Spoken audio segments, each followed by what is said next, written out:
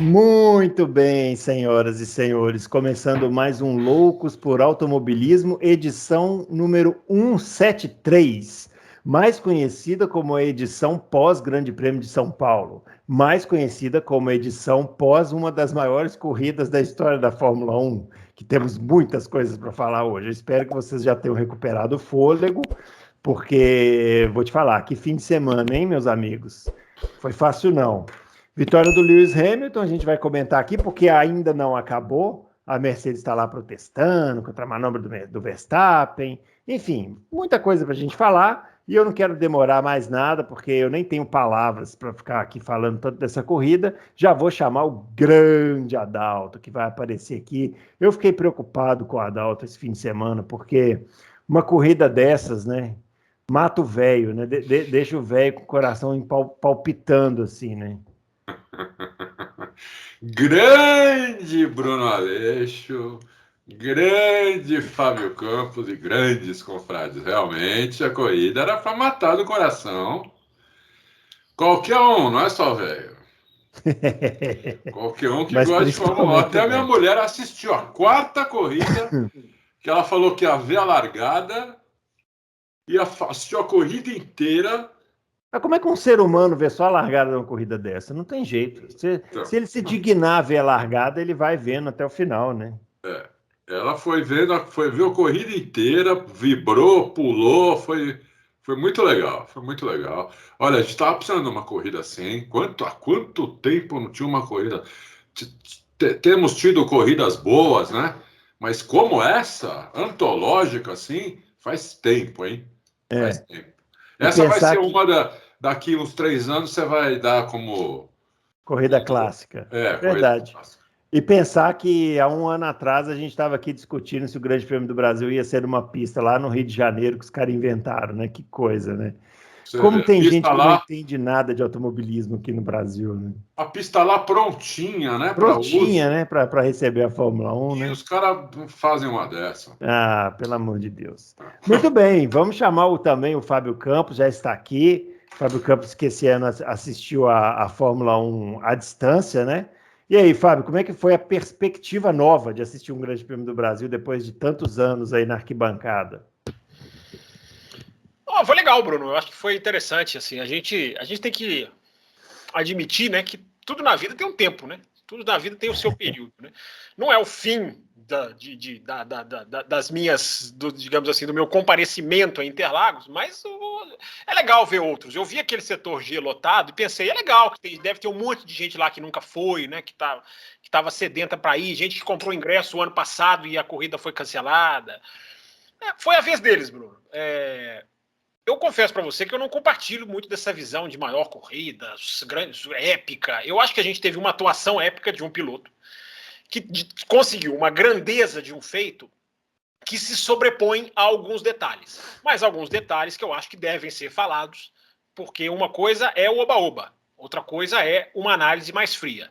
Mesmo, repito, sendo um dia em que eu acho que o tamanho do que fez o Lewis Hamilton sobrepõe-se a alguns detalhes que a gente pode dizer, que a gente vai dizer aqui, eu tenho certeza. Mas foi um dia em que o simbolismo de uma vitória, o simbolismo de uma atuação em duas corridas, tem muita gente se esquecendo, né? Porque o Hamilton fez em duas. O Hamilton teve quase 100 voltas para fazer o que ele fez, mas fez de forma absolutamente belíssima, incontestável. Soube até usar o DRS, ele soube. Nem o DRS foi gratuito, porque na sprint ele se posicionou para fazer o uso do DRS. Ele fez a junção de várias maneiras diferentes para capitalizar em cima disso. Então foi o dia, Bruno, em que um piloto maximizou o seu resultado, Você é um rabugento, né, meu? o super equipamento. Sério, hein, Bruno? Ele é terrível. Não, olha, eu realmente não entro em oba-oba. Eu não vou chegar aqui só derreter, porque todas as pessoas estão derretendo. Eu repito, foi uma atuação histórica. A palavra histórica cabe. A palavra histórica cabe. Agora, quando dizem que foi a maior atuação dele, eu elenco aqui várias para mim que tecnicamente foram maiores.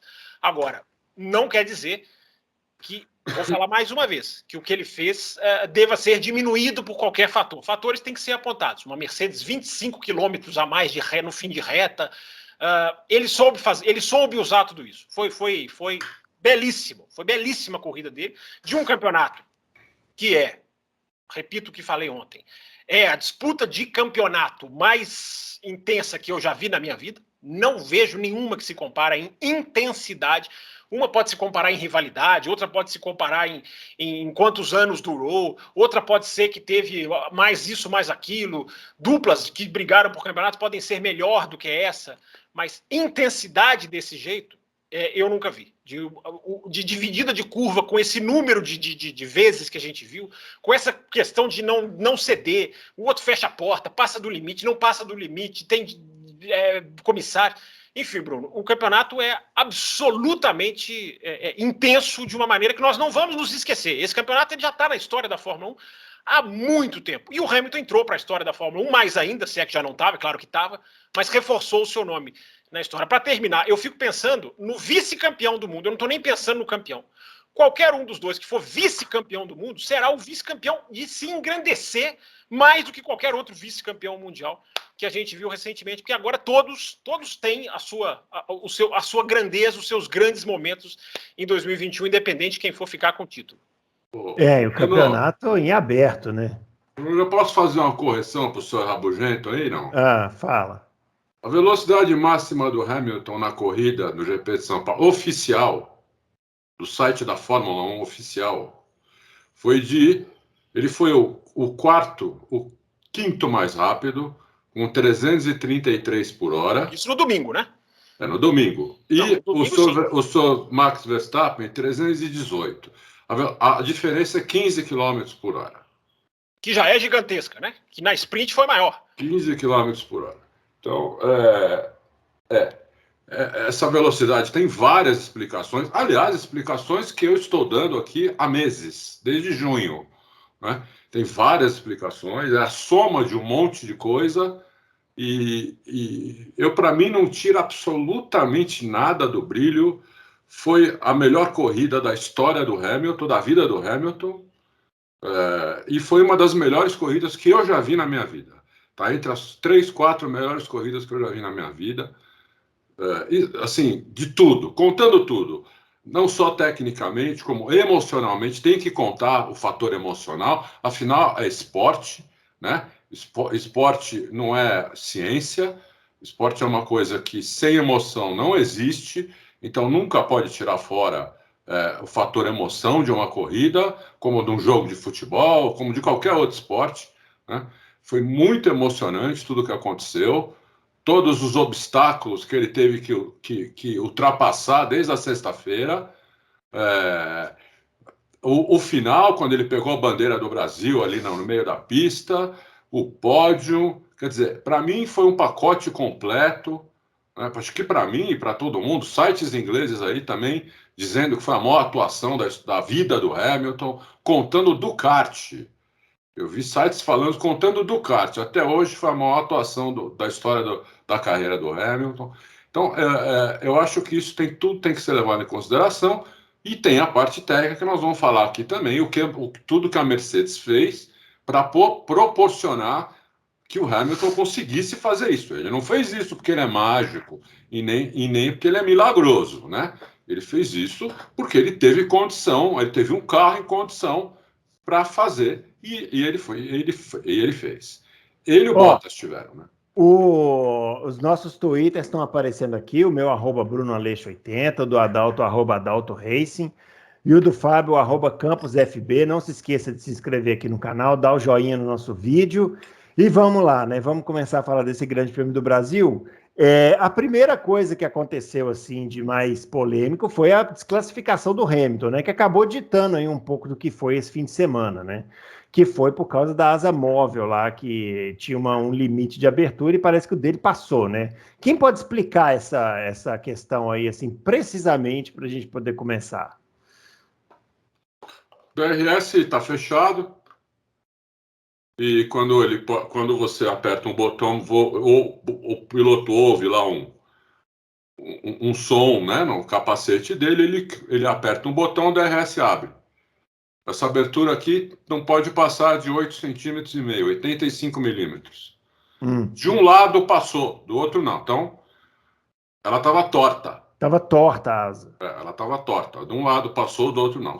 Apesar de não ter nenhum benefício, ao contrário, é um malefício, porque ela estava torta, está fora do regulamento. Está fora do regulamento porque de um lado passou. Então, se está fora do regulamento, está certo punir. Aí eu achei que a punição ia vir mesmo, né? E veio, e para mim está certo, não vejo nenhum. Foi na montagem, na hora que montou, o cara que monta a asa, monta o RS, ele tem um disco lá. Esse disco ele tem que passar dos dois lados. Ele tem que passar dos dois lados super apertado, né? Uhum. E o cara não mediu direito, deve ter colocado o disco meio torto de um lado e passou e foi embora, entendeu? Isso é erro de montagem. Aconteceu, para mim. E foi isso aí que o Verstappen foi medir lá com a mão na hora que acabou o treino? Então, aí que tá, boa pergunta, né? Boa pergunta. Não, E aí, mediu a palavra. Ele foi medir o seguinte, a Red Bull está suspeitando, né? A gente não sabe o que é suspeito e o que também quer jogar, né, para a imprensa, mas há uma suspeita, eu acredito que o Adrian Newey foi lá na FIA, sentou com os caras da FIA, de que a Mercedes estaria inclinando a parte de trás da asa, porque a parte de cima você não pode inclinar, porque agora tem até câmera, né, voltado, sempre teve, né? Aliás, câmeras on-board são uma das tônicas desse final de semana, né? São uma das coisas que podem ser discutidas também.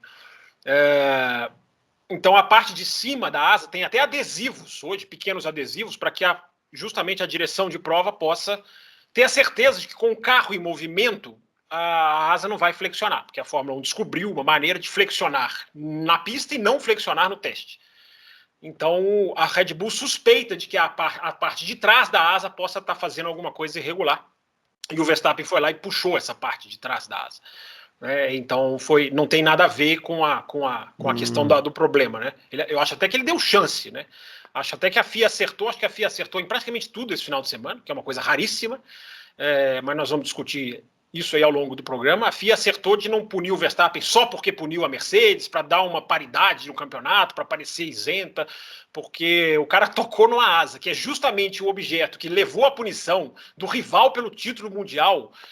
Deu muita chance, né? Eu acho que a FIA foi certa de dar uma multa. Não deve se encostar em carro de ninguém, os caras não estão lá para isso. Mas era outra coisa, ele estava olhando a parte de trás ali da asa. Só para falar que esse toque gerou um comentário do Sebastian Vettel maravilhoso, né? Não sei se vocês viram no rádio. Ele estacionou o carro atrás do carro do Hamilton e falou assim: olha, eu acho que eu vou tocar o carro do Hamilton ali. E a equipe falou assim: não, isso é muito caro. Ele falou assim: não, mas a asa dianteira sai pela metade do preço, acho que eu vou lá na frente. Sai a 25 mil, né? O Vettel também é maravilhoso. Bom, aí esclarecido isso daí, o Hamilton então largou, ele tinha feito a pole, né, para a corrida de classificação, né?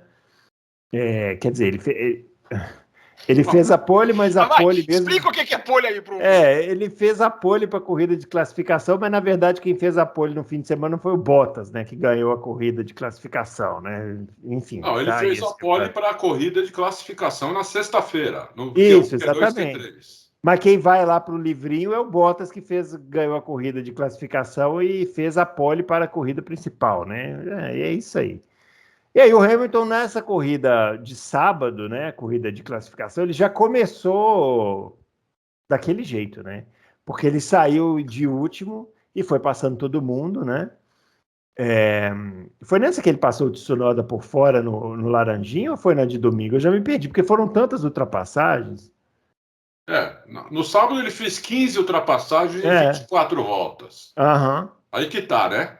Foram 15 ultrapassagens em 24 voltas, não em 70 voltas, em 24 voltas. E depois, no domingo, ele fez mais 9 ultrapassagens, né? Para ganhar a corrida. Eu não vou lembrar de todas agora, mas ultrapassagens, algumas espetaculares. Tsunoda foi uma das mais difíceis. Por fora no Laranjinha, então foi sábado. É isso que eu queria lembrar. O Ricardo também não foi fácil, né? O McLaren anda muito de reta também. Então também não foi fácil. Agora, o que me chamou a atenção também na pole de sexta-feira, que Hum, só foi 4 décimos mais lento do que a pole de 2019. uhum, O que é muito significativo, porque 4 décimos mais lento que a pole não dele, a pole do Verstappen em 2019. For contar o tempo dele, a Mercedes melhorou muito de 2019 para cá, né? E nas outras pistas, a diferença é maior, hein? 8 décimos costuma ser, né? Algumas 1 segundo. Essa vez foi só 4 décimos, então já deu para ver que estava muito rápido numa volta lançada, né? é. Eu vou ser o rabugento agora. Agora eu vou ser eu o rabugento. Assim, tudo bem, essa corrida classificação rápida, como é que chama esse negócio? Corrida Classificação curta rápida. de classificação. Corrida Chama de curta de sprint. classificação. Essa corrida curta de classificação de Interlagos foi a melhor de todas elas, né? Aconteceu uma em Silverstone, aconteceu uma É. em Monza e agora aconteceu em Interlagos. A de Interlagos foi melhor do que todas as outras. Mas eu sigo não convencido. Assim, eu entendo o que vocês falaram, que ela é muito importante por dar um outro significado à sexta-feira, apoio a manutenção para o ano que vem em 8 etapas. Mas eu ainda É isso. não tô convencido, não. Eu acho que os pilotos, eles. O Hamilton arriscou. Mas muita gente não arriscou nas defesas de posição contra o Hamilton. O Verstappen, por exemplo, poderia ter tentado ir para cima do Bottas, mas para quê? Entendeu? Assim, para que vai arriscar? Então Não, ficou mas o andando ali em Verstappen segundo. teve até um rádio da equipe para ele não ir para cima do Bottas, Exatamente. porque o pneu do Bottas ia acabar. Exatamente. Por isso que ele não foi. Ele não Porque ele foi e não falou: não, passou. não vá agora, porque o pneu dele vai acabar, já se Aí vai não passar. acabou. Vai Né? passar E por aí não cima. acabou. Só que não acabou. Você vê um erro aí de julgamento da Red Bull absurdo, É. né? Mas aí não foi porque o Verstappen não quis arriscar. Foi porque a equipe achou que o pneu do Bottas ia acabar, porque o Bottas estava com Mas o no pneu fim das vermelho. contas a questão não teve a briga, né? Do mesmo jeito que o Hamilton fez ultrapassagens lindíssimas, fez, mas outras também. O Norris, por exemplo, o Norris não brigou, falou assim: vai, já vai perder a posição mesmo. Eu não sei, esse formato aí, para mim não pegou. Para mim não pegou. Eu gostaria de ter visto corridas melhores, eu gostaria de ter visto corridas mais frenéticas. Eu achei que a gente ia ter no sábado coisas como a gente viu no domingo. Em todas as corridas aconteceu isso e não acontece, né? Porque o pessoal vai mais no intuito de se preservar para domingo, o que não é errado da parte dos pilotos. Eles têm que jogar com o regulamento que eles têm na mão, né? Então, mas Então, eles para estão mim, pensando em mudar isso e dar mais pontos para a corrida de é, classificação do ano que vem. Eu também pode concordo. ser. Eu acho que se der mais pontos, pontuar os 6 primeiros, sei lá, os 7 primeiros, não sei. Vamos pontuar, dar mais ponto, eu acho que daí eles vão arriscar mais. Uhum. Três, E dois, aí, um é muito Fábio? pouco mesmo. É. Bruno, eu acho que eu já posso até te dizer o seguinte: a grande probabilidade do ano que vem é de o qualifying voltar a definir o grid do domingo, mesmo sendo executado na sexta, e a sprint ser um evento independente. Ainda há que se decidir como vai ser a definição do grid da sprint, mas dando 10 pontos para o vencedor. E aí vai descendo. Né? Provavelmente 10, 9, 8, sem intervalo, mas isso ainda é um desenho. Agora, a probabilidade dos 10 pontos para o vencedor já foi discutida em Interlagos, nos bastidores de Interlagos. E há uma enorme possibilidade do qualifying voltar a ser o que define o grid da corrida no domingo. E as 6 sprints, você falou 8, mas são 6, né, confirmadas para o ano que vem. Falta só rubricar. E as 6 terem a sua independência, digamos assim, porque a Fórmula 1 descobriu que elas não tiram a corrida, elas não tiram nada da corrida do domingo. Elas não diminuem a corrida do domingo. Elas podem ser um atrativo a mais, elas podem ser um tempero, porque eu acho que são. Eu, ao contrário de você, eu aprovei o formato. Eu acho que o formato é muito bom. Primeiro que a sexta-feira existe, né, contra as outras que não existem. Como eu falei, eu acho que está acontecendo o que eu falei antes da primeira sprint em Silverstone, né, de que o efeito seria maior no domingo do que no próprio sábado, porque o sábado continua sendo a mesma Fórmula 1. Mesmos problemas, mesmos defeitos, mesmas coisas. Mas a gente o ouvinte pode parar para refletir. Né? O Ricardo faria o que fez em Monza no domingo sem a sprint? Acho difícil, né? E o Hamilton chegaria aonde chegou sem a sprint? Também acho muito difícil, apesar de que, né, ele estava realmente possesso. Mas eu acho que a sprint está contribuindo para o domingo. Pode ser refinada, claro que pode ser melhorada. Mas eu acho que o formato é bom, o formato pode ser... E o ano que vem tem um novo carro. Então isso pode dar uma outra cara para a sprint. Os caras podem fazer sprints melhores, por mais pontos e um carro que ultrapassa, eu acho que vale a pena seguir com o formato. Olha, o Mattia Binotto ficou tão entusiasmado com a corrida do Hamilton que ele já falou que é a favor de fazer o grid invertido. Que ele falou que ficou provado que dá para ultrapassar. A Ferrari já defende ganhar um monte de posição. Ele já falou que vai votar pelo grid invertido para a corrida do sábado. A Ferrari já defendeu o grid invertido antes dessa corrida, né? Então,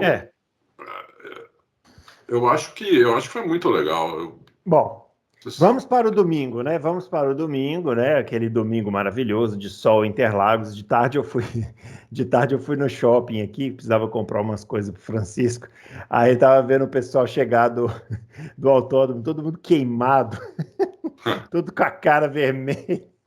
Eu falei assim, ó, esses caras estão vindo do autódromo. E como queima, né? Como queima esse sol de Interlagos, né? O que não dispensa a capa de chuva que a gente recomendou aqui no nosso especial de dicas aí para Interlagos, né? Mas muito sol, calor em Interlagos, e começou a corrida e o Hamilton continuou a sua recuperação, né? Dessa vez ele saiu em 10º. Mas ele não deveria ter. É que ele perdeu 5 posições, porque também trocou lá os componentes do motor, né? Trocou o motor, né? Trocou o motor. Motor a combustão. Trocou o motor a combustão. E o Hamilton saiu em 10º ou 11º, não lembro. E 10º. E novamente saiu passando todo mundo até chegar no Verstappen. E aí? O Hamilton teve 3 chances de passar o Verstappen. Na primeira, o Verstappen deu aquela espalhada. Na segunda, o Hamilton tentou fazer uma coisa que todo mundo pensou, né? Ele deveria frear um pouquinho antes, deixar o Verstappen espalhar e dar o X por dentro. Ele tentou fazer isso. É tão genial a briga dos dois que não dá para apontar só um como espetacular, né? Porque aí o Verstappen percebeu que ele ia fazer isso e fez a trajetória correta, né? Impediu a ultrapassagem nessa segunda, e aí veio a terceira, e ele finalmente ultrapassou, né? Como o Fábio falou, a disputa de campeonato absolutamente espetacular, né? Isso vale vale ouro, né? A gente acha que daqui 30 anos a gente vai lembrar dessa temporada, e essa ultrapassagem valeu muito mais do que a vitória. Valeu para o Hamilton a possibilidade de depender só dele para ser campeão, né? Porque se o Verstappen ganha a corrida, o Verstappen passaria a simplesmente precisar de segundos lugares e ele era campeão, né? E agora não. Agora não. Exatamente isso. A ultrapassagem do Hamilton, quando ele ultrapassou, ele também deu o drible por trás. O Verstappen errou a saída do... Ele errou a saída do S do Senna. Errou a entrada, não, Adalto? Desculpa, ele errou a entrada do S do Senna. Né? E aí ele comprometeu tudo, né? Comprometeu a saída do S do Senna, comprometeu o sol e comprometeu a reta oposta. Tanto é que o Hamilton passou ele na reta, não foi nem na curva, ele passou antes da curva, né? Ele passou e pôs o carro na frente depois que eles frearam para fazer a curva, né? Então foi uma ultrapassagem espetacular. O Hamilton, Interlagos tem os seus segredinhos, né? Eu coloquei lá, até queria agradecer o pessoal aí. Os meus vídeos esse final de semana deram mais de 80 mil visualizações. Eu quero ver o programa de quinta com as perguntas. E foi muito legal. Muito obrigado, pessoal. Vocês estão dando uma força, é muito bacana mesmo. E eu estava explicando num deles, né, que tinha a Fórmula 1 colocou uma imagem de Interlagos com relevo, que eu nunca tinha visto antes. Achei bem legal aquela imagem. Eu expliquei onde são os pontos mais importantes, como tinha que fazer para aproveitar as duas retas, tudo. E o Hamilton estava fazendo aquilo com maestria, assim, absurda a maestria. Não muito Não muito na corrida de sábado, porque como na corrida de sábado ele estava sempre atrás de alguém, né? Então, vácuo, às vezes atrás de 2 carros ao mesmo tempo, não dava para ele fazer perfeitamente como deveria fazer todas as vezes. Mas quando ele tinha um espaçozinho, né, de 2 segundos, ele fazia, entendeu? E você via como ele... Era impressionante como ele fazia certo e chegava nos caras, assim. Dava para ver quando ele saía do café ou do S do Senna, vai passar. Entendeu? Vai passar, porque já saía muito embalado, realmente, que corrida, que Ali com o atuação. Verstappen, o que ele teve que fazer foi o seguinte, né, o Fábio? O Verstappen era mais rápido no miolo, né? Então ele tinha que se manter o mais próximo possível no miolo dentro do possível, para contornar a junção a menos de um segundo, porque a partir dali ele tinha mais velocidade. As 3 tentativas de ultrapassagem, sendo que a última foi com sucesso, foram assim, né? Ele veio não para passar no S do Senna, ele veio para tentar induzir o Verstappen a errar no S, aí o Verstappen errou, aí ele entrou atrás, usou o DRS na reta oposta, numa tentativa não deu, na segunda também não, na terceira ele entrou mais colado e conseguiu, né? É, é uma disputa tão técnica, né, que é difícil até a gente é, escrever só falando, né? A pessoa tem que ver, como eu imagino que a maioria viu, né? Deve estar todo mundo sabendo o que eu estou falando. E aí, Fábio? É o que eu falei no começo, né, Bruno? Assim, eu acho que ele soube potencializar as armas dele de maneira primorosa. Eu acho que há uma mistura, né? Por que eu acho que foi uma das maiores, pode até ter sido uma das maiores, mas não foi uma das melhores, que há uma diferença entre o tamanho do feito, que vou repetir de novo o que eu falei, né? O tamanho do que ele fez supera os detalhes técnicos, né? É o dia em que fez isso, fez aquilo, podia assim, podia assado, perde para a grandiosidade do feito, que é muito simbólico. Por quê? O cara chegou a estar em último, chegou a ir lá para trás e ganhou a corrida. Só que ele fez isso em 2 corridas. Eu acho que muita gente está misturando isso. Ele fez a sprint no sábado, muito bem, e fez a corrida no domingo, também muito bem. Mas se você somar, foram quase 100 voltas. Deu quase 100 voltas de corrida. Isso não diminui o feito do Hamilton. Isso tem que ser apenas pontuado. O feito dele é gigante porque tem o simbolismo de ir lá buscar o seu rival. Ele foi lá e buscou o rival dele, né, de uma maneira que teve coragem, que teve técnica. Eu vou repetir o que falei ontem, né? Se você coloca o Bottas no lugar do Hamilton nesse final de semana, o Bottas não faria o que o Hamilton fez. Não faria. Não faria. Se você joga o Bottas lá atrás na sprint, depois dá mais 5 posições para o Bottas, alguém imagina que o Bottas faria isso? Mesmo com o motor novo, mesmo com a super velocidade de reta, mesmo, enfim, com um motor que não vai cumprir a sua vida útil, né? Um motor que ele tem Eu não achava nem que o Hamilton fosse fazer isso. Mas imagine o Bottas. Nenhum piloto da Fórmula 1 faria isso. Talvez o Verstappen, talvez. Eu precisaria ver ele fazer para acreditar também. Porque eu não acreditei nem que o Hamilton fosse fazer isso. Ainda mais aqui no Brasil, que é uma pista mais para a Red Bull, e eles estavam com um salto desse tamanho.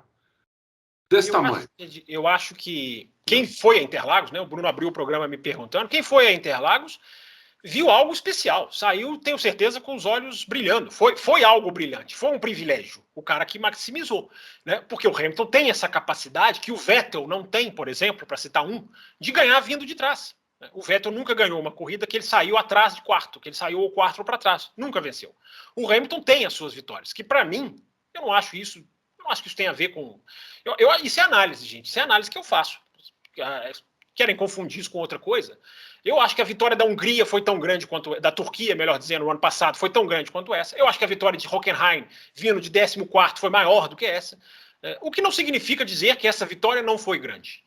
Então, eu acho que o sábado, né, foi uma chuva de DRS. Isso não me encanta. Quem quiser se encantar por isso, pode se encantar, cada um com seus encantamentos. Foi uma chuva de DRS, que eu acho que... Fábio, o DRS é para todos, Fábio. Não é só o Hamilton que tem o DRS. Eu acabei de falar que o Bottas não utilizaria. Mas isso tem que ser pontuado. Na pré-temporada, todo mundo elogiou o Tsunoda. Eu vim aqui e falei, o cara abriu o DRS das voltas de pré-temporada, onde outros não abriam. Na primeira prova, no Bahrein, todo mundo, nossa, o Tsunoda é o melhor estreante da história da Fórmula 1. Não, o cara abriu a asa. Então eu estou relativizando a abertura da asa na questão da beleza do espetáculo, não do feito do Hamilton. não do feito do Hamilton. Que eu vou falar mais uma vez. Analise as câmeras on-board do Hamilton na junção. Ele fez cada hora de um jeito. Teve hora que ele atacou a zebra, teve hora que ele levantou o pé no meio do setor 2, justamente para não precisar levantar o pé na junção e pegar o cara lá em cima. Teve uma que foi contra o Vettel, que ele abre a junção por querer, para sair da turbulência do Vettel. Então, o cara teve técnica. Isso não se discute. Isso não estou dizendo que o cara não teve técnica. Claro que ele teve técnica. Eu só não coloco essa entre as maiores da carreira dele. Só isso. Né? Aliás, tem entre as melhores, tecnicamente. Entre as maiores está. Porque ele, inclusive, consegue o feito, não só de deixar o seu rival para trás, o que é simbolicamente muito pesado, muito forte, como o Hamilton ainda tem o requinte de ter igualado o Brasil, né?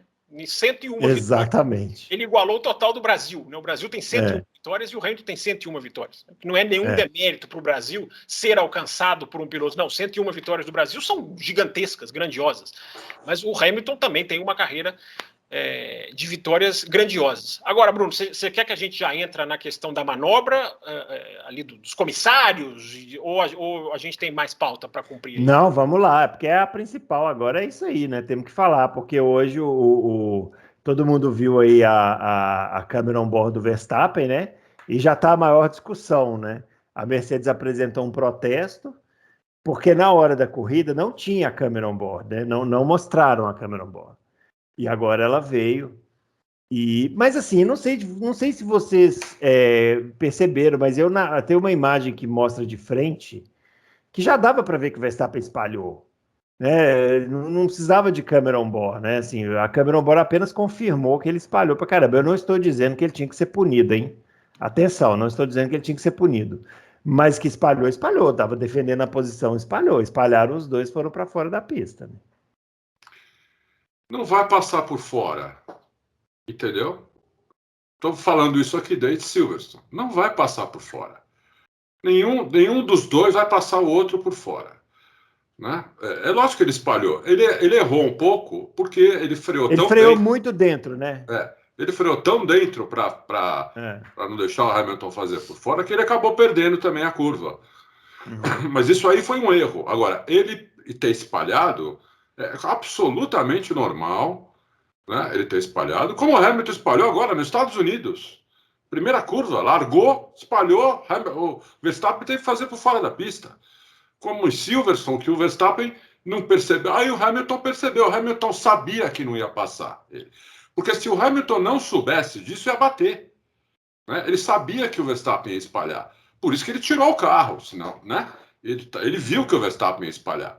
Porque ele espalharia também. Porque eu espalharia também. Porque qualquer piloto profissional, em qualquer categoria profissional, espalha, a não ser no oval.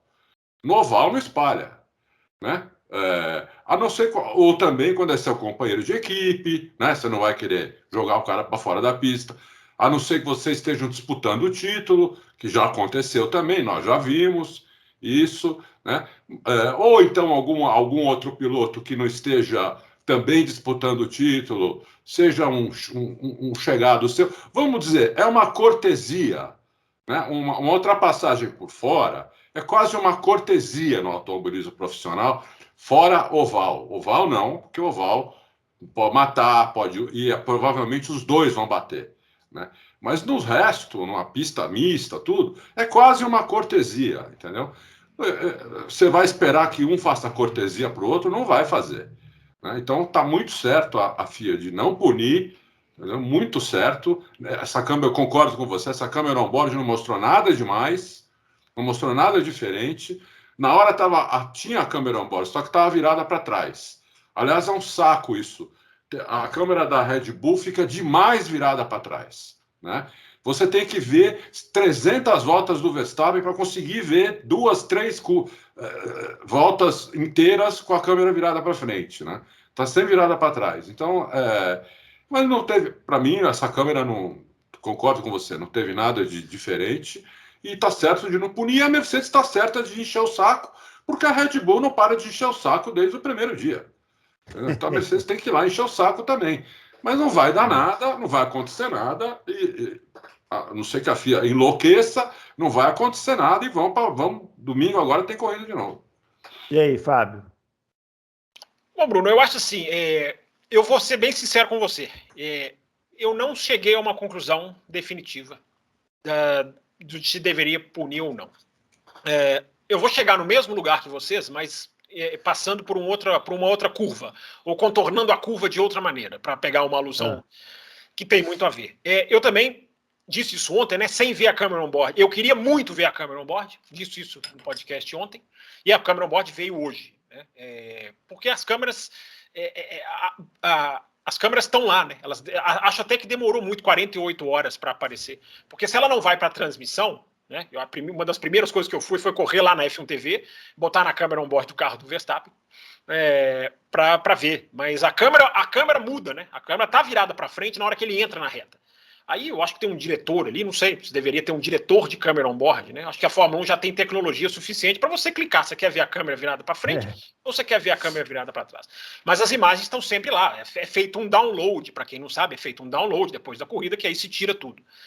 E eu queria muito ver, porque eu tinha realmente a dúvida se o Verstappen, né, mudou a direção do volante, né, durante a curva. E ele não mudou, como vocês falaram. Não, nada. Coloquei isso no Twitter agora há pouco. Nada do que eu vi na câmera on board me faz repensar. Mas eu continuo na dúvida, porque eu acho que é uma manobra muito diferente das outras. Eu acho que eu sou a favor de se repensar as espalhadas, de se rediscutir, de se recolocar na mesa. Não é proibir, não é bater o martelo que aquilo vale, aquilo não vale. Eu sou a favor, eu acho essa discussão saudável. Porque... sem espalhada, eu acho que muitas vezes a gente pode ter brigas melhores. Eu entendo que elas são parte, um corpo natural do automobilismo. Eu entendo que arrancá-las à força, você vai passar um ano inteiro tendo discussões, gente batendo cabeça. Não é fácil. Eu não estou dizendo que vai lá, proíbe e acabou. Não é isso. Mas eu acho que pode ser discutido. Eu vendo essa manobra, eu não consegui compará-la com nenhuma outra. Porque a dinâmica da curva é de um jeito, a questão do volante do Verstappen, é importante ter os dados ali, é importante se analisar com os dados, né? O cara freou muito além, né? o outro ia fazer a curva, né? Tem que se analisar isso, igual eu falei do Ricardo no México, né? A largada no México. Tem que se analisar com telemetria. Aquilo ali não é só a gente olhar, eu acho que foi. Não, eu acho que ali a telemetria ali tem um peso muito grande. Comparação de linhas, comparação com a trajetória normal. Então, Bruno, eu não cheguei a um acordo. Mas porém, contudo, doravante, entretanto, por conseguinte, na dúvida, a gente, quando está na estrada, a gente tem aquelas placas, né? Na dúvida, não ultrapasse. No automobilismo é o contrário, para mim. Na dúvida, deixa rolar. Né? Vou falar pela 1000ª vez. Se não foi rompido um mandamento apostólico de Moisés do automobilismo, que se deixe correr. Eu prefiro o let them race do que o automobilismo de porcelana. Então a FIA, eu elogio a FIA, primeiro que os caras nem investigaram, né? Isso para mim já foi impressionante. Cara, não precisa investigar não, cara, segue. A FIA admitiu que ela também não tinha a câmera on board, ela também não estava com acesso, porque é só depois do download. Deveria ter, isso é um problema, isso é uma falha. Né? Eu fui elogiar a FIA, meu elogio durou 15 Acabou. Nem 15 segundos. Há uma falha. Os diretores de prova, comissários, melhor dizendo, né? Diretor de prova é o Michael Masi. Os comissários desportivos deveriam ter todo o instrumento para fazer um julgamento. Tudo. Telemetria, câmera on-board, câmera off-board, circuito interno, porque as pistas têm o circuito interno, né? As câmeras internas, que não são. Os caras têm que ter tudo isso. Não tinham, foram pelo menos transparentes. Olha, não tínhamos a câmera on-board no momento da manobra. Eu acho, Bruno Aleixo, que houve bom senso, o que é raro, está sendo muito raro. Eu espero que o bom senso passe a ser uma coisa que vá prevalecer. Acho maravilhoso nós estarmos aqui discutindo o feito do Hamilton, ao invés de estarmos discutindo uma corrida com punição, ou uma corrida em que um cara cruzou a linha de chegada, mas o outro ganhou, né? A bandeirada lá dada pelaquela menina linda lá, a ginasta, bonitinha demais. Ginasta. E eu podia ter um cruzado na frente e o outro ter ganhado, que seria uma coisa chata, seria uma coisa, né, desnecessária, desagradável, aquilo do Bahrein, né? Cede, devolve, não devolve. Então eu acho que a direção de prova agiu certo. Na dúvida, deixa rolar. Tem até um ponto interessante, né? Que o cara ganhou a posição depois, né? Às vezes você esperar 2, 3 voltas pode fazer a diferença, né? A discussão perde importância. né? Eu sei que isso é muito também subjetivo, mas eu acho, Bruno, se o Verstappen tomasse uma bandeira branca e preta, eu não sei se eu me oporia. Eu estou aqui dizendo, let them race, eu aplaudo sempre. Mas revendo, eu confesso para você que eu acho que a gente pode discutir. Eu acho que essa manobra é discutível, mas estão absolutamente certos em não punir. Ele tomou uma branca e preta pelo zigue-zague, né? Ele tomou uma branca e preta pelo zigue-zague, o zigue-zague. Tem muita gente questionando se o zigue-zague vale, se não vale, se Não, mas isso foi o Verstappen ou o Hamilton? Verstappen. O Hamilton o Verstappen fez o zigue-zague para não deixar o rei. Eu acho que simbolicamente, acabei de falar do simbolismo gigante do Hamilton, agora eu vou falar do simbolismo do Verstappen. Eu acho que o cara fazer o zigue-zague antes de tudo, uma declaração de intenção de que, meu amigo, eu vou lutar. Eu acho isso bonito. É o cara que fala, eu vou lutar. Por isso que eu abri o programa dizendo, essa briga por título eu nunca vi igual. Porque o tipo de luta que os caras têm, não é, Bruno? O tipo de luta que os caras estão travando é muito diferente de outros anos. Muito. Os caras estão inventando dividida de curvas. Os caras estão inovando em dividida de curva. Ele fez o zigue-zague, mas assim, ele fez o zigue-zague até o ponto em que o Hamilton tomou posição para ultrapassar e ele escolheu a trajetória, né? Eu não sei qual que é o critério que os caras usam para poder julgar isso, mas para mim, assim, ele não impede. O zigue-zague errado é quando o cara impede o outro de emparelhar com ele. Ele não fez isso. Ele simplesmente fez ali não vou te dar o vácuo, pimba, escolhi a trajetória. Aí o Hamilton foi, jogou por fora. Eu também tenho dúvida do zigue-zague, porque ele também é uma maneira de você ali. Eu não sei se eu proibiria. O Petrov fez com o Hamilton, foi um pouco até diferente, porque o Hamilton ia Não, mas aquele do Petrov foi uma coisa bizarra, né? Não, eu não sei se foi bizarro também, foi diferente. É porque o Hamilton ia seguindo, né? Existiu ali uma reta maior, mais larga, tem isso também, né? Foi na Malásia, né? A Malásia, foi na Malásia. Os jovens aí que não sabem do que a gente está falando, isso foi na Malásia há mais tempo aí, 2010, né? Então, assim, eu também tenho dúvidas quanto ao zigue-zague, embora eu acho, repito, a intenção de quem faz o zigue-zague eu aplaudo. Agora, se o zigue-zague servir para quebrar DRS, meu amigo, eu vou fazer uma faixa viva o zigue-zague e pregarei aqui. Vou pregar aqui, hashtag let them zigue-zague. O caso é o seguinte, o zigue-zague não pode. Está na regra, não pode. Entendeu? Então, por isso que ele tomou a bandeira branca e preta. Se ele fizesse mais 2 vezes, ele ia tomar uma punição, porque não pode. É que nem a asa do Hamilton. O jeito que ela estava irregular não ajudava em nada, só atrapalhava. Mas não pode. Então, por isso que ele tomou a punição. Então, acho que, como o Fábio falou no começo, por enquanto a FIA acertou em tudo, achei. Sim. Entendeu? Vamos ver se não vai cagar agora, né? Eu acho que você não vai cagar na saída, mas por enquanto a FIA não dá para pôr a mão no fogo, né? Porque é muito mal gerida. Agora, os caras acertaram para mim na punição, 2 milímetros, meu amigo, puniu. Eu não acho que seja uma desvantagem. Eu tenho dúvidas. Mas é que aí é matemático, né? Aí é matemático. O cara tem um aparelhinho lá que ele coloca, deu X milímetros, não deu, é punição, acabou, não tem discussão. Você vê que os caras nem discutiram tanto, né? Não, o Toto Wolff estava absolutamente alterado. Não, o Toto Wolff, ele, na hora que o Hamilton ultrapassou, a transmissão mostrou ele olhando para a câmera e fazendo um gesto assim de... Não, ele apontou, né? Ele xingou e depois ele falou para a Sky da Inglaterra que aquilo ali foi para os diretores de prova. Mas eu vou te falar, até isso é legal. Porque assim, a gente quer ver a gente estava acostumado, gente, tem muitos anos que a gente está acostumado a ver campeonato certinho, sabe? Quando o negócio vira uma guerra, é muito bom. São 3 provas para o final que a gente não tem condição de cravar aqui quem vai ser o campeão. Se o Verstappen tivesse ganhado a corrida, até daria, porque fala assim, bom, agora ele depende só dele, de chegar em segundo, ele vai ser campeão. Mas não tem mais isso. São 2 pistas aí que a gente não sabe quem é o favorito. 3, eu diria 3. Diria 3. Agora, o que ser diferente. Bruno, eu não sei se a gente vai falar mais do campeonato, enfim, eu acho que o Verstappen ainda tem uma vantagem muito grande. Porque isso de ganhar e só precisar chegar em segundo se ganhar, ele vai levar isso até o final. Ele ainda tem essa prerrogativa. Né? O Verstappen, eu tô vendo muita gente falar, né? Agora a diferença é só 14 pontos. Não, a diferença não é só 14 pontos. A diferença é 14 pontos. Porque se o Verstappen ganha qualquer uma das 3, ele tem o campeonato muito na mão. Não, ele não decide o campeonato, mas ele tem o campeonato muito na mão. Porque, vamos lá, diferença de 14. Né? Se ele ganha a próxima, 20, meu amigo. Vamos. Não, 20, tudo 20. bem. 20, Mas eu tô falando assim, a partir tem. de agora, ele não pode mais só chegar em segundo. Ele precisa chegar, entendeu? Tipo assim, ele até pode, mas assim, ele vai depender dos resultados do Hamilton. Né? Que é uma coisa que se ele ganhar uma, aí volta como se ele tivesse ganhado o Interlagos. É isso, exatamente o que eu quero dizer. Ele ainda tem uma matemática muito favorável. Porque se ele ganha uma, ele tem um... E essa uma pode ser qualquer uma das três. Pode ser a uma Catar, uma Arábia Saudita, e pode ser a uma... Ele ainda tem uma matemática muito favorável. Agora, a velocidade de reta da Mercedes, se ela se perpetuar nas últimas 3 provas, a Red Bull vai ter muito problema. Vamos levantar uma questão aqui que foi levantada na internet esse final de semana, muita gente comentou. O Hamilton trocou o motor, né? O motor novinho e tal, e teve toda essa diferença aí. Não sei se tem a ver, enfim.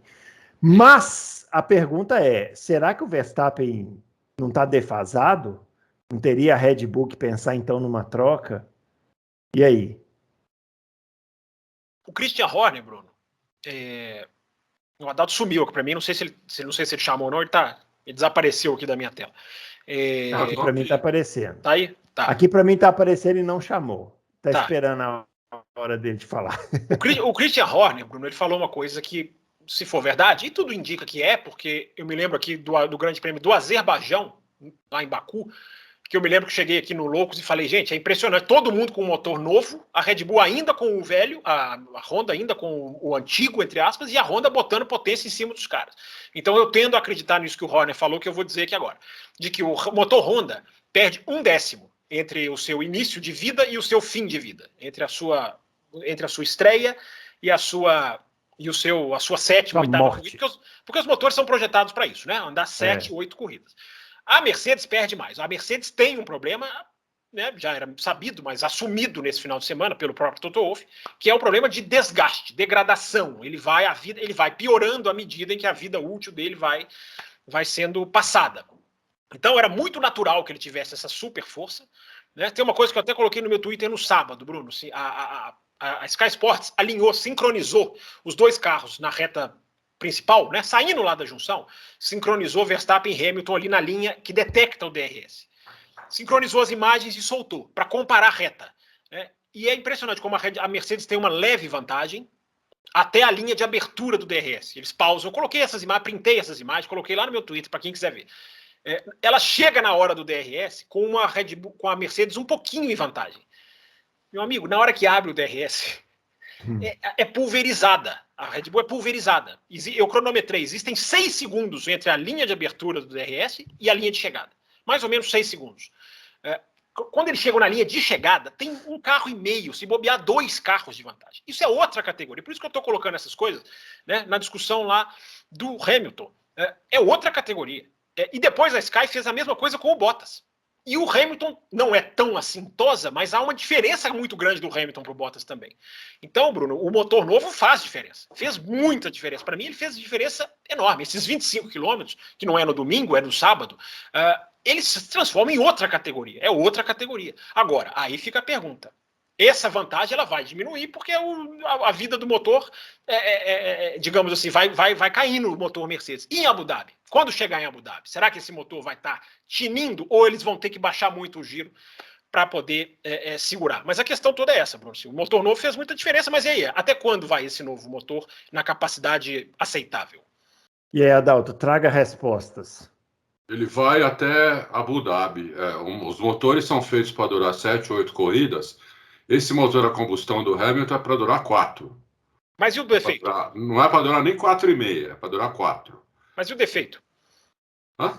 Mas e o problema? O defeito, o problema que aparece? Será que isso não vai pesar? O problema aqui, eu não sei o que a Sky falou, eu não olhei na Sky, mas o problema que a Sky falou não é esse. O problema não... O problema do motor Mercedes é simplesmente estou falando faz 4 meses, um mapeamento super agressivo que gera uma pressão enorme dentro do motor a combustão, que gera vazamento, que esse vazamento é que faz com que o motor perca potência. Esse era o problema da potência que o Mercedes vinha perdendo. Ele perde potência por causa dos vazamentos. Eles conseguiram arrumar o vazamento no carro do Bottas, nessa última mudada de motor no carro do Bottas, e aí o Bottas andou 2 corridas, não perdeu nada, pegaram as mesmas coisas que eles tinham trocado no motor do Bottas, que até tem uma matéria aí, o motor ficou 630 gramas mais pesado, inclusive. Essa matéria tem mais de um mês. Essas 630 gramas são de juntas, parafusos, porcas, conexões, que foi tudo mudado para o motor aguentar esse mapeamento, né? Então, esse mapeamento que eles estão hoje, eles vão aguentar, esse motor vai aguentar 4 corridas. Se tiver mais meia corrida, ele estoura, começa a vazar na outra meia corrida. É isso que vai acontecer com o motor Mercedes. Então, ele tá potente, era para estar assim desde Silverstone, só que começou a dar problema já em Silverstone. Entendeu? O motor, é uma coisa que você faz um motor de rua, né, para 100 cavalos, aí você vai envenenar seu motor, ele vai para 150 cavalos e você sai na rua só andando a potência máxima. Então o motor não vai aguentar 2 dias, ele vai abrir o bico, vai explodir pelo capô. É igualzinho, entendeu? Para o pessoal entender, é fácil, é igualzinho, entendeu? O motor foi feito para andar na capacidade máxima algumas vezes, não o tempo todo, né? Algumas vezes.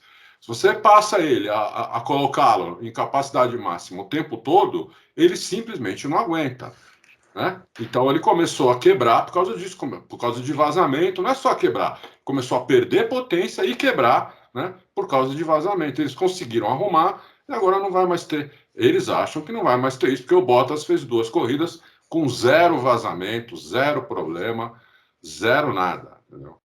E agora a Red Bull tem a chance de fazer alguma coisa diferente no carro deles também, né? Nas próximas 3 corridas aí. Vamos ver se vão fazer ou não, né? Porque a Red Bull não tá morta também. Eu acho assim, uma coisa não exclui a outra, né?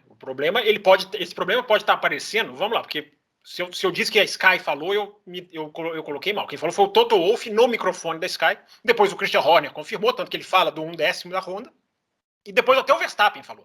Né? O Toto Wolff pode estar mentindo? Talvez possa estar fazendo, mas eu não acho que a Red Bull, por exemplo, não teria por que entrar nessa. Então, esse problema pode aparecer. Ele não está mentindo. É que ele não vai dar a letra do que estava acontecendo com o motor, óbvio. Isso aí nem se espera. É isso, mas o que estava acontecendo com o motor é isso. Que ele indicou, quando ele foi perguntado, você confia que os motores vão até o final do ano? Ele falou, acreditamos que sim, que agora vai até o final do ano, mas nós temos um problema de DEG. Ele fala, DEG, ele mesmo abrevia a palavra. Ele fala, nós temos um problema de DEG, né, que vai desgastando. Será que, eu repito a minha pergunta, será que em Abu Dhabi, será que esse motor vai aguentar exatamente 4 corridas e só pioraria se tivesse uma quinta? Será que em Abu Dhabi os caras não vão ter que baixar o giro desse motor para garantir a sua sobrevivência, com aquela questão de que um DNF acaba, para qualquer um, o DNF elimina o campeonato? Essa é a minha dúvida agora. Até onde vai esse motor? Muito bem. São cenas aí para a gente acompanhar do próximo capítulo, né? Agora, passando aqui para a parte emocional, né, da vitória, o Hamilton, muito malandrão, né, postou lá imagens com cena antes da corrida, ganhou a torcida e tal. E teve uma simbiose ali no Autódromo de Interlagos, a vitória do Hamilton, com ele pegando a bandeira e tal, que eu não... Acho que vou conseguir lembrar de quando o Massa ganhou em 2008. É o mais próximo aí que eu lembro. Só com o piloto brasileiro teve isso. Só com o piloto brasileiro, né? Nunca. E olha, foi o Montoya, realmente... Bruno Aleixo, você estava lá com o Montoya em 2001. Você estava lá. Não, mas foi diferente. O Montoya foi acertado pelo pai do Max Verstappen. Não, eu falo adoração. Você está falando da torcida. Ah, sim. Adoração da sim. torcida. Não, mas eu falo assim, no momento de vitória, porque a transmissão captou isso, né? Assim, a cada ultrapassagem do Hamilton, a torcida estava vibrando, né? E na hora que ele passou ali, Interlagos, a reta principal de Interlagos tem essa característica assim, de parecer um pouco uma arena, né? Porque fica aquela parte do paddock assim, e a arquibancada, né? E na hora que ele passa, o pessoal comemora. Depois teve a invasão de pista, que já virou tradição lá em Interlagos, né? Pareceu ser uma tradição vitória... recente, né? Tradição recente. Pareceu ser uma... 16 ou 17, né? Que eu acho que foi a primeira. Pareceu ser uma vitória, assim, muito emblemática nesse sentido, assim, emocional, né? Assim, talvez comparável somente quando ele ganha em casa, né? Só quando eu vou falar uma coisa para vocês muito boa, acho que exemplifica isso que você está falando, né? Minha mulher assistiu a corrida até o fim, assistiu o pódio, tudo, e quando o Dória foi entregar o troféu lá pro Hamilton, minha você mulher vai entrar nessa, cuidado, hein? Não, eu tô falando que minha mulher falou que ela é uma torcedora comum, como 99% das pessoas, né? Falou, pô, ele devia dar a chave da cidade, devia fazer uma homenagem pro Hamilton, porque ele pegar a bandeira do Brasil, a torcida desse jeito, não sei o quê. Ela falou isso com o olho todo vermelho. Eu nunca vi, minha mulher não assiste Fórmula 1, entendeu? Ela não assiste. Em 35 anos, foi a 4ª vez que ela viu uma corrida inteira. Então, quer dizer, e as outras que ela tinha visto foi aquela de Suzuka que o Senna ganhou, aquelas corridas de madrugada, quando era a disputa do título que ela viu, porque a gente na época fazia churrasco aqui à noite, então era aquela bagunça que... Mas assim, uma corrida à tarde ou de manhã, acho que foi a primeira na vida. E quando acabou, ela falou que deviam dar a chave da cidade para o Hamilton, porque ele devia ser um cidadão paulistano, um cidadão brasileiro, sei lá, alguma coisa assim, entendeu? Então eu imagino a pessoal que estava lá no autódromo, na frente ali do pódio, o que deve ter sentido, porque foi muito bacana, mano. Tem imagem no YouTube aí da galera, né? Ficou realmente assim... Foi uma simbiose que só quando ganha piloto brasileiro, né? Cantando Senna, olê, olê. Quer dizer, foi muito legal. Acho.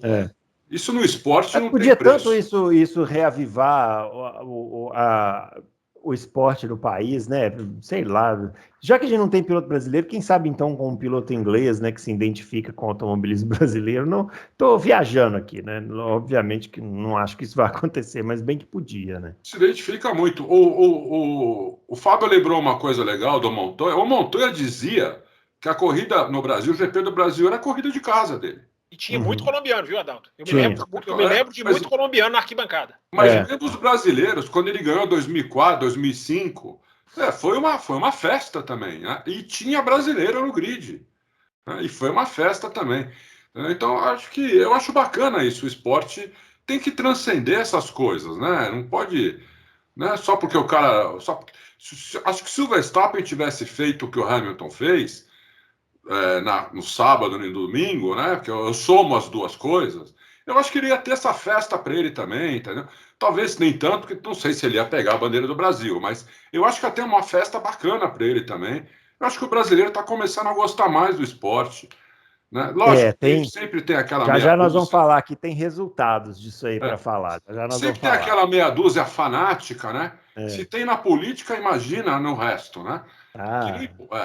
Que não consegue ver beleza nas coisas, a não ser que o ídolo dele faça as coisas. Qualquer outro que fizer, ele não consegue ver a beleza disso. Mas aliás, o Nelson Piquet não foi a Interlagos por causa de política. Que maravilha, hein? Maravilha. Mas vai lá, Fábio, fala aí. O Adalto, só pegando o gancho, finalzinho do que o Adalto falou, eu coloquei no meu Twitter ontem, né? O Hamilton estava muito low profile nessa reta final, né? O Verstappen, a percepção sobre o Verstappen só crescendo, o Verstappen arrebentando, e o Hamilton parecia meio que um coadjuvante, mas o Hamilton nunca vai ser um coadjuvante. Então eu acho que essa vitória, coloquei isso no Twitter, né? Essa vitória do Hamilton traz a percepção do Hamilton para onde ela sempre deve estar, que é um gigante, é um cara que não vai perder fácil. A percepção volta a ser, estou falando de percepção, não de pilotagem, nada disso, estou falando de percepção. Né? É por isso que eu abri o programa falando, né? O vice-campeão do mundo vai ser um vice-campeão com extremos louvores, qualquer um dos dois, extremos louvores. Aí veio um rapaz lá e falou assim, não, na minha opinião não mudou nada a imagem do Hamilton. Aí eu nem respondi, eu cliquei no perfil do cidadão e tá lá, Verstappen, Holanda, Red Bull, falei, pronto, tá explicado. Tá bom, e se o Hamilton ganhar o título, vai ser o melhor título dele de todos. Isso sim. Não há a menor dúvida. Isso não há a menor dúvida. Melhor de todos. Inclusive melhor que o primeiro, que foi muito difícil. O adversário era o Alonso. Você sabe que eu estava pensando, né? Na semana passada a gente estava aqui na quinta-feira, né? E alguém perguntou sobre Hamilton e Schumacher, né? E vocês dois falaram assim, acho que o Hamilton é melhor e tal. E eu falei assim, eu no momento estou mais para o Schumacher, porque eu estou assistindo as corridas clássicas. Você falou que mudou de opinião, né? Eu mudo muito de opinião nesse tempo. Mudou de novo? Mudei de novo. Entendeu? Mudei de novo, porque o Hamilton também é um monstro, entendeu? E a Maria vai fazer. O Maria. Isso, cara, que isso. Isso aí eu nunca vi, cara. Isso aí me lembrou o Senna lá em Suzuka, quando o carro dele não largou, ele caiu para 14º e veio passando todo mundo e ganhou a corrida. Eu não lembrava de uma atuação dessa desde essa daí, entendeu? E eu nunca fui cenista, hein? Nunca. Falar só uma coisa aqui, só um parêntese aqui, antes da gente voltar para esse assunto Hamilton. Mazepin fez uma ultrapassagem em cima do Mick Schumacher, hein? Eita, rapaz, maravilha. Olha que o russo está acordando, hein, Adalto? Acordando, graças a Deus. Pararam também de pegar no pé dele, o que eu acho legal também, entendeu? Aliás, deixa eu falar uma coisa. Vão pegar a vida inteira no pé do cara, pô. O Mazepin, essa ultrapassagem do Mazepin em cima do Schumacher, Mick Schumacher, lembrou muito, muito, muito a ultrapassagem do Schumacher, pai, em cima do Raikkonen em 2006, no S do Senna. Procura no YouTube aí que vocês vão ver. Lembrou demais. Que memória, hein?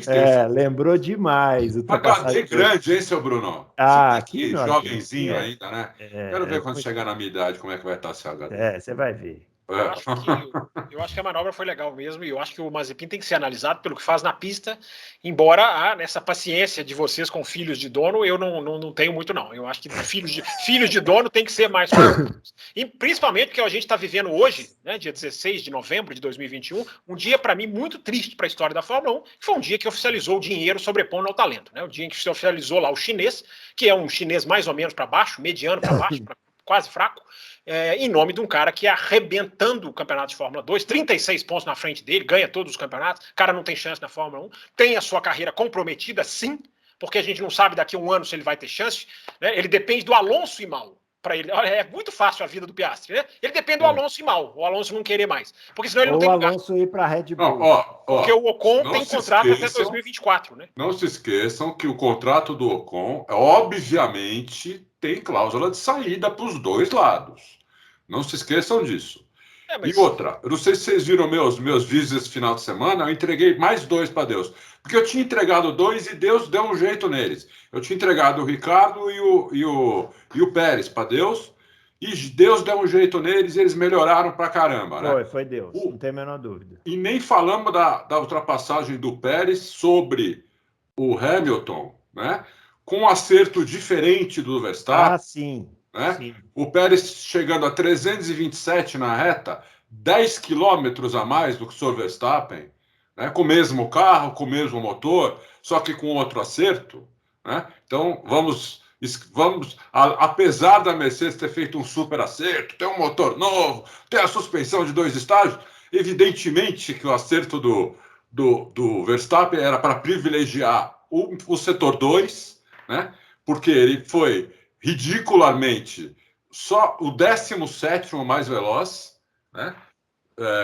Então, com tudo isso que o Hamilton estava de reta, o Checo foi lá e ultrapassou ele reultrapassou ele na reta oposta. Inclusive é uma reta curta, né? Não foi nem no retão, foi na reta oposta. Ele tomou ultrapassagem, né? E depois deu o troco na reta oposta. Foi lá e devolveu. Porque o Hamilton, para ultrapassar, teve que frear lá dentro do S do Senna. Né? Então ele fez errado a primeira perna, saiu xoxo, o outro foi lá e passou fácil. Passou também no meio da reta, não precisou nem de disputar a freada.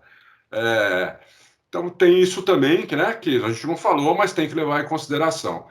Eu entreguei mais 2 para Deus, viu? Eu entreguei o ídolo Stroll, o ídolo Stroll, e neste momento eu vou entregar para Deus. Eu já entreguei mais 2 e eu esqueci quem foi o outro. Foi japonês, Tsunoda. Tsunoda. Tsunoda. Entreguei para Deus que o que ele comete de erro ainda é uma barbaridade, é igual à primeira corrida, ele não melhorou.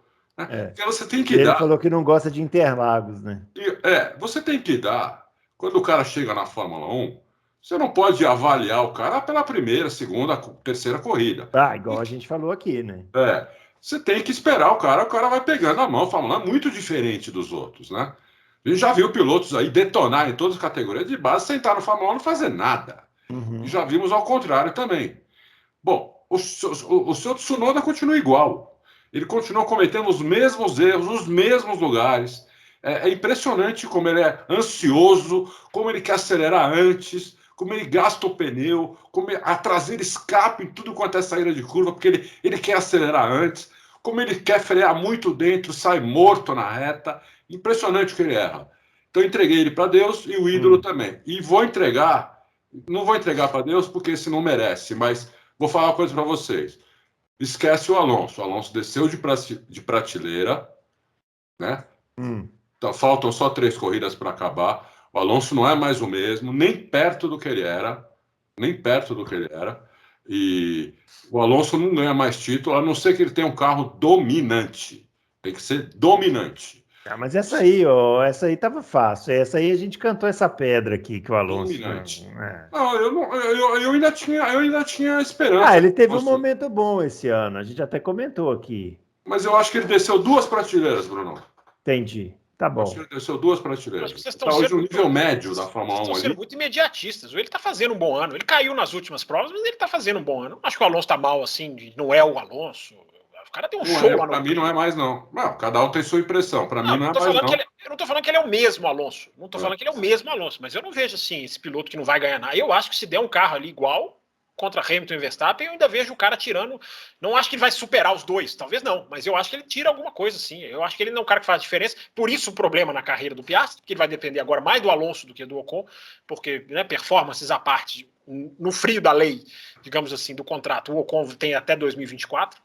E tem outra coisa, né, cara? Pode aparecer o ano que vem um super talento, o Pourchaire, o Theo Pourchaire, que está na Fórmula 2, vai que ele explode o ano que vem, e não tem lugar para o Piastri. Agora, a AlphaTauri é um pouco de bem feito, né? É um pouco de bem feito, porque eu estou fazendo um levantamento, que eu vou publicar no Twitter essa semana, do percentual com que cada piloto de pontos, né, o percentual de pontos com que cada piloto contribui para a sua equipe. Não existe disparidade maior do que a AlphaTauri. O Tsunoda contribui com menos de 20% dos pontos da AlphaTauri. Menos de 20%. Ou seja, o Gasly contra a Alpine. Ou seja, o Gasly tem mais de 80% dos pontos da equipe, que está empatada com a Alpine.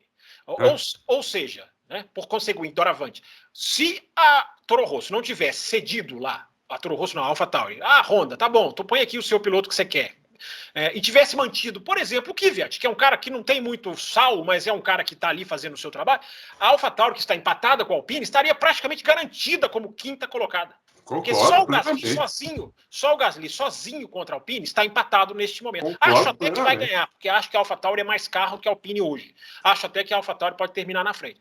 Agora, a AlphaTauri pode pagar um preço, que é esse preço que a Sauber, Alfa Romeo, não está vendo. Porque ela colocasse Bottas e Piastri num carro que estava estreando, ou seja, para o embalo que o Piastri vem, ele teria uma condição, entre aspas, igual em termos de aprendizado? Não. É verdade. Então os caras não pensam nisso. Então a AlphaTauri é uma que, se perder para a Alpine, terá o meu aplauso para a Alpine, embora eu acho que a Alpine também, a Renault é uma lástima, né? Renault nessa segunda volta da Fórmula 1. É uma lástima. Tecnicamente é uma lástima. Os caras ganharam na Hungria, mas os caras têm, até antes dessa corrida, ainda não atualizei a conta. Antes dessa corrida, 35% dos pontos da Alpine esse ano vieram numa corrida só, que foi aquela na Hungria. 35%. Ou seja, como equipe, é muito ruim. Que foi uma vitória na sorte. Né? Tá jogando tudo para 2022. Pode vir uma Alpine aí, digamos, para nos mostrar que os caras, né, ainda tem lá o... Só para organizar essa bagunça aqui é o seguinte, o que o Fábio está dizendo hoje fechou-se o grid, né, da Fórmula 1, a Alfa Romeo confirmou o chinês lá, que é a pronúncia correta do nome do chinês aí, por favor. Você fica me provocando no Twitter, como se eu soubesse mandarim. Como se eu soubesse... Mas você é o nosso Guga Chakra aqui, como se eu soubesse... Não, saber. Eu chamo ele de Guan Yu Zhu. Mas em chinês, nada impede que a pronúncia seja Mi Pri Ha. Eu queria muito, nessa hora podia estar o narrador antigo, né, o nosso glorioso Galvão, ele ia saber a pronúncia, né, que ele inventava, né, a pronúncia dos pilotos. Kubica. Kubica. Então Só tá ele aí. chamava no mundo o cara de Kubica. Então tá aí, o chinês foi para a Alfa Romeo e o Piastri, que o Fábio está falando, assinou como um piloto reserva da Alpine, né? Que na Fórmula 1 atual não quer dizer muita coisa, ainda mais numa equipe que tem o Alonso, que é praticamente o dono da equipe, e o Ocon garantido até 2024, né? Como o Adalto falou, deve ter uma cláusula de performance. Mas a performance do Ocon não é tão lamentável assim que a gente vai pensar que ele pode ser demitido, né? Não é. Tá ali. Ganhou uma corrida na sorte, mas ganhou. Né? Tá ali, tem feito pontos, tá ali com o Alonso, né? Na minha opinião, o Ocon é um piloto mediano, né? E tá ali com o Alonso. Por isso que eu digo para vocês que o Alonso desceu 2 prateleiras, entendeu? O Alonso hoje virou um piloto mediano também, porque ele tinha que estar batendo meio fácil, na minha opinião. Se ele fosse o Alonso que a gente conhece, coitado do Ocon, entendeu?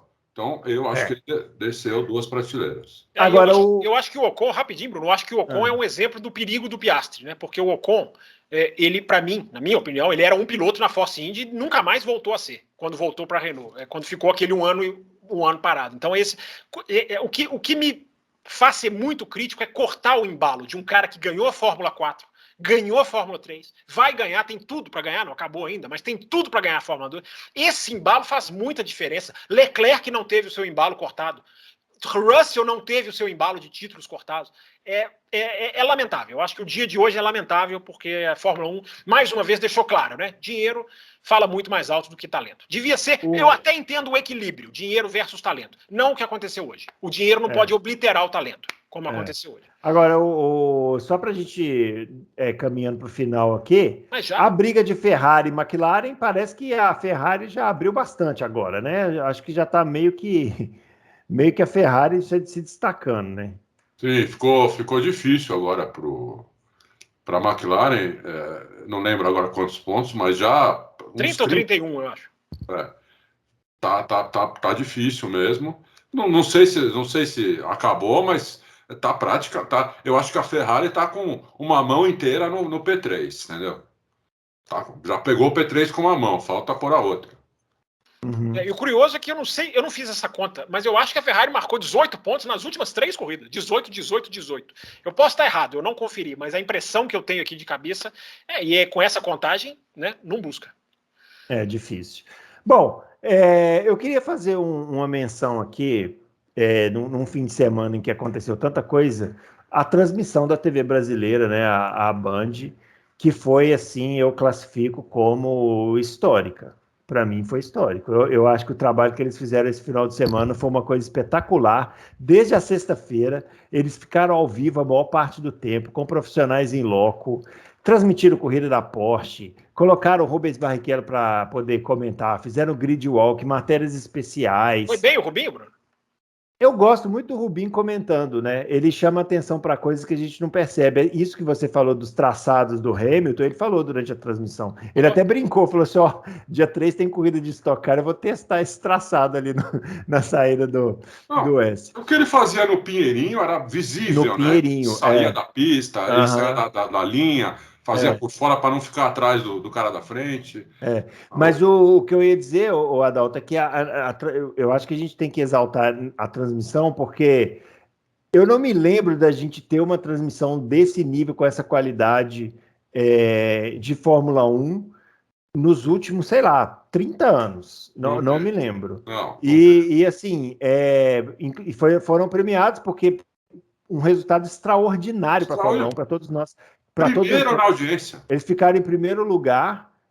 Isso para todos nós que trabalhamos com automobilismo é simplesmente assim, espetacular, né? Espetacular. Um domingo à tarde, nem é o de manhã, né? Que tá todo mundo acostumado. E, ficaram ao vivo o tempo inteiro, fizeram uma transmissão essencialmente técnica, não teve aquela coisa da Globo de levar o ator que fez o piloto de Stock Car na novela. O Raul Boesio não foi DJ, né? Não tem o Raul Boesio de DJ, aquelas baboseiras que a Globo fazia. Só coisa técnica, espetacular. Parabéns a todos os profissionais que se envolveram nessa transmissão, porque foi realmente histórico. Uma narração muito bacana do Sérgio Maurício, captando a emoção de todos os momentos, né? Sem ser piegas, Não, e sabe uma coisa que eu reparei? Eles colocaram... Ele não deixou eu falar, vocês repararam, né, compadre? Calma, deixa eu acabar, tô empolgado. Ele tá calado o programa inteiro, deixa ele falar, Dalton. Tô empolgado, calma, você tá nervoso. Eles colocaram 4 comentaristas do estúdio. Tinha o Rubens Barrichello, o Felipe Giafone, o Max Wilson e o Reginaldo Leme, né? E você pensa, pô, vai dar confusão isso aí. Não. Mas eles fizeram de um jeito que é uma coisa tão legal, porque parece que eles realmente fizeram uma reunião antes. Você vai focar mais nisso, você vai focar mais naquilo, o Giafone ficou mais nessa parte de comissário, disciplinar, né? Isso. Então, realmente, não, é irretocável. Irretocável mesmo, eles não ficaram se atropelando. A Mariana Becker não ficou atropelando também. Quando ela falava Serginho, ela tinha alguma coisa realmente relevante para dizer. E foi muito bom mesmo. O tempo que eles ficaram ao vivo foi impressionante. As repetições que passou Só de curiosidade, qual foi o tamanho do pré-corrida e do pós-corrida? Só de curiosidade para mim aqui, que não vi. Eu não vi tudo, mas assim, todas as vezes que eu coloquei na Band no domingo, estava passando alguma coisa de Interlagos. Antes e depois. Eles seguiram depois nos programas de esporte da Bandeirantes, o Reginaldo Leme participou. Eles deram um espaço para a Fórmula 1 na programação que foi assim... Eu não me lembro. Ou seja, mereceram a audiência, né? Mereceram. Eles provaram o seguinte, não adianta, o produto... Porque muita gente fala assim, a Band deu sorte porque a temporada está espetacular. Realmente, a temporada está espetacular. Mas não adianta ter uma temporada espetacular se você trata o produto como lixo. E a Band produto, não... Você aprende isso na faculdade. Eu fiz faculdade de publicidade, né? Eu sou publicitário e jornalista. Nenhum produto se vende sozinho. Uhum. Não existe esse produto. Ainda não inventaram esse produto. Nem podcast. Você tem que cuidar do produto, tratar ele bem, tem que anunciar ele direito, tem que, sabe?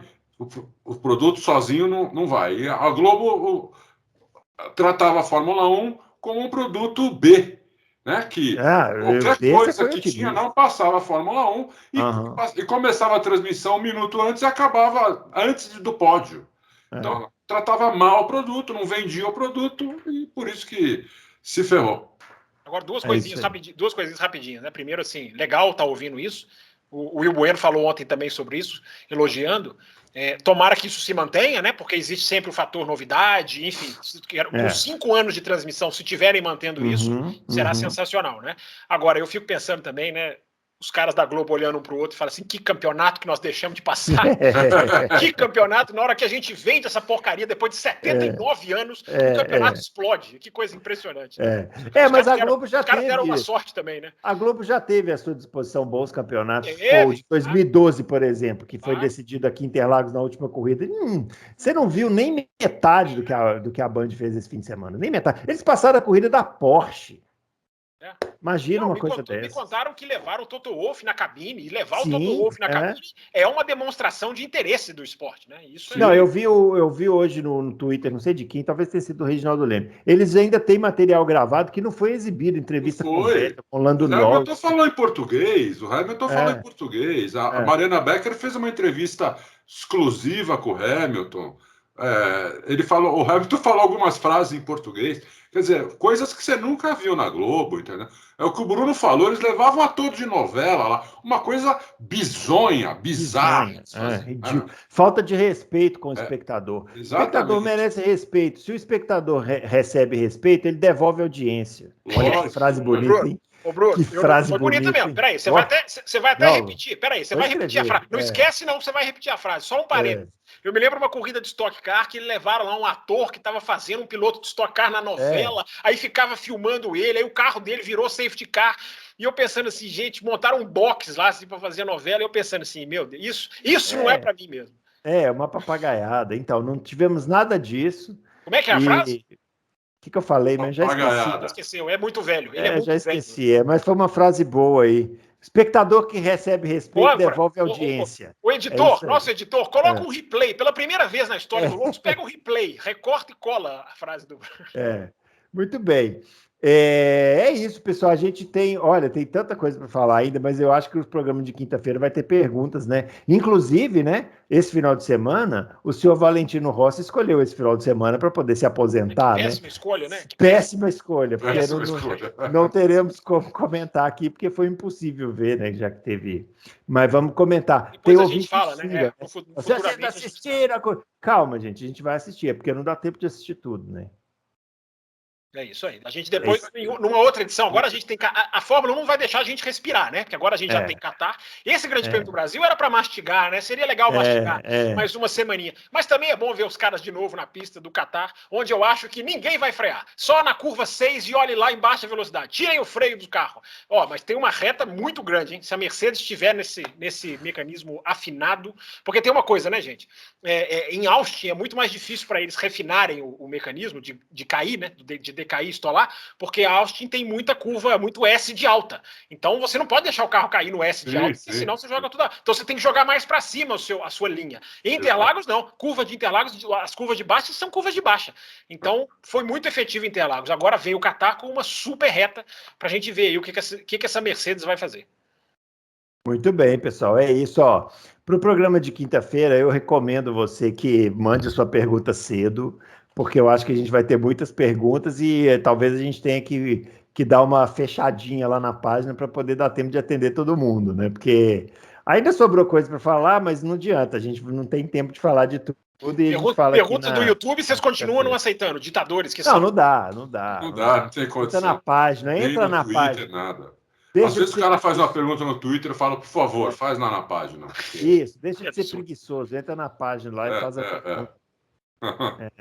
Teve um ouvinte aí que faz muita pergunta aqui, eu esqueci o nome dele agora, estava lá no Twitter perguntando se aquela ultrapassagem do Hamilton em cima do Bottas, né, que o Bottas deixou ele passar. O Bottas estacionou o carro no final da reta para deixar passar. Pode esse jogo de equipe, falei, meu filho. O Bottas nessa atual situação, ele não tem nem o que falar, né? Posso falar uma coisa que nós não falamos, mas é rapidinho. Eu achei a estratégia da Mercedes na corrida de domingo bizarra, na segunda parada. Eu falei, vai perder a corrida por causa disso, e estava redondamente enganado. Mas eu achei bizarra a segunda parada do Hamilton, né? O Bottas vai no rádio e fala, perdemos a chance de fazer uma dobradinha, inclusive. Mas o Bottas... Eu achei que o Bottas não tem moral.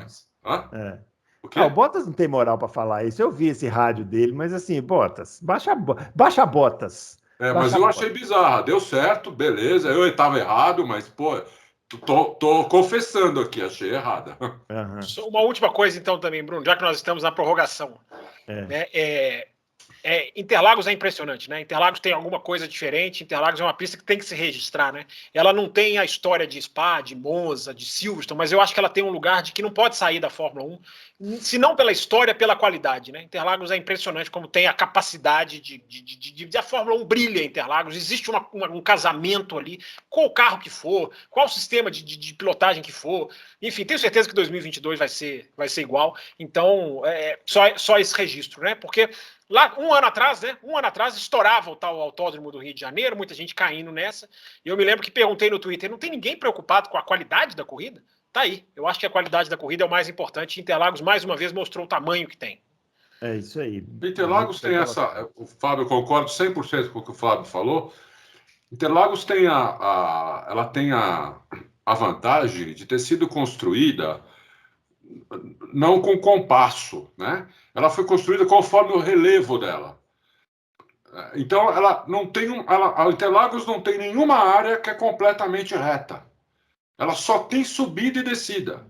A reta oposta é descida, a reta principal começa em subida, fica reto 50 metros, depois tem um bacião, sobe de novo e desce de novo para frear para o S do Senna. Ela não tem nada plano e ela vai tudo no relevo. Então, ela não tem nenhuma curva feita no compasso, como as outras pistas, principalmente as mais novas.